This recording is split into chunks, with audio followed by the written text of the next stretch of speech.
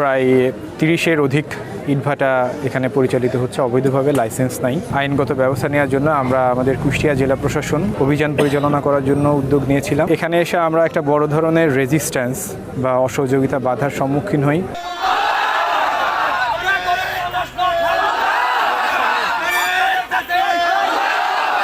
প্রায় ৩০-এর অধিক ইটভাটা এখানে পরিচালিত হচ্ছে অবৈধভাবে, লাইসেন্স নাই। অবৈধ ভাটাগুলোর বিরুদ্ধে আইনগত ব্যবস্থা নেওয়ার জন্য আমরা আমাদের কুষ্টিয়া জেলা প্রশাসন এবং পাবনা জেলা প্রশাসনের সমন্বিত উদ্যোগে আমরা এখানে অভিযান পরিচালনা করার জন্য উদ্যোগ নিয়েছিলাম। আজকে আমরা বেলা ১১টা থেকে ২টা পর্যন্ত প্রায় ৩ ঘন্টার মতো বা ২.৫ ঘন্টা বা ৩ ঘন্টার মতো সময় আমরা সমন্বিত একটি এখানে অভিযান পরিচালনা করার চেষ্টা করেছি। আমাদের সাথে র্যাব, সহযোগী বাহিনী হিসাবে RAB, answer battalion, fire service, থানা পুলিশ সহ আরও কয়েকটি দপ্তর ছিল, পরিবেশ অধিদপ্তর।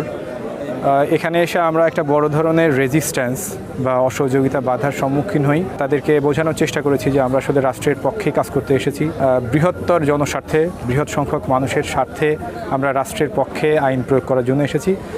কিন্তু আমরা দীর্ঘ সময় আমাদের পক্ষ থেকে সর্বোচ্চ চেষ্টা করেও তাদের সাথে আসলে আমরা ইতিবাচক কোনো সহযোগিতা পাইনি।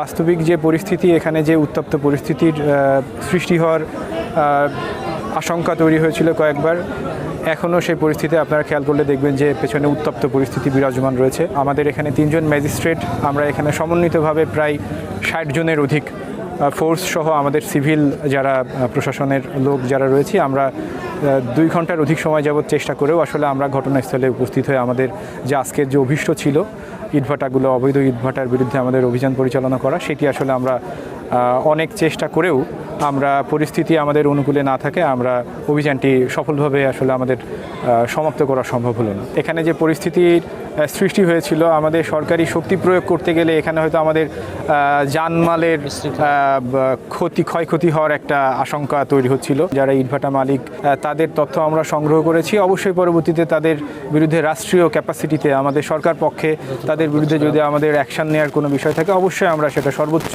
আইন প্রয়োগ করে কঠোরতার সাথে সেগুলা কোনো রকমের বাছবিচার ছাড়াই আমরা সেটা আইন প্রয়োগ করব। এই বিষয়ে আমাদের 0 টলারেন্স থাকবে।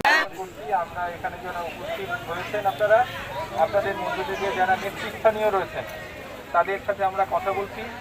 আপনারা দয়া করে বিশৃঙ্খলা করবেন না, একটু আপনারা সরে যান, কোনো সমস্যা নেই। আমরা আলোচনার মাধ্যমে বিধির মধ্যে থেকে শান্তিপূর্ণভাবে কীভাবে বিষয়টা সুরাহা করা যায় জনস্বার্থে, আমরা সেই বিষয়টা নিয়ে কথা বলবো। হ্যাঁ।